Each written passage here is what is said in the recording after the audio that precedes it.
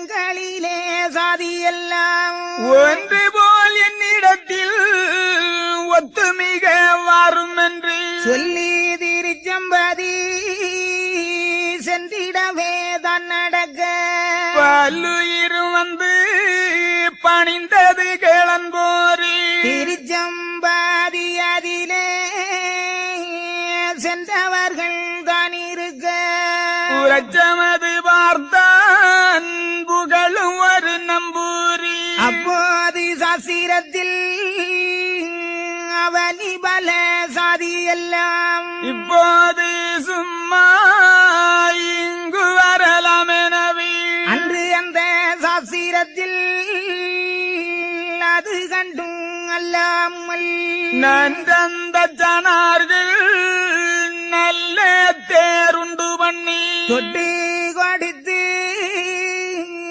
தேர் நடத்த வேணும் என்றும் மற்றும் வெகுதானம் வலங்கை உயர் கொண்டோர்க்கு கொடுக்க வேணும் என்றும் கூறினார் சாசிரத்தை வெடுக்காக வந்து விவரிப்பெல்ல நடத்தி வாரிக்கரையாண்டியன வாய்த்த நாமம் விளங்க நேரியர்கள் சூழ நெடியோன் அங்கே இருந்தார்.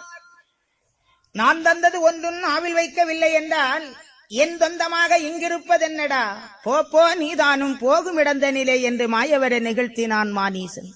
எம்பெருமான் சொல்லுகின்றார், போரேனப்பா போரே, நான் உன்னுடைய புறத்து விட்டு செந்தூரில் வாரே, நான் உன்னை வதைக்க ஒரு கோலமிட்டு.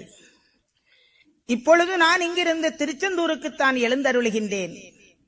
ஆனால் உன்னிடத்திலே நியாயம் கேட்பதற்காக, கணக்கு கேட்பதற்காக ஒரு கோலம் எடுத்து வருவேன்.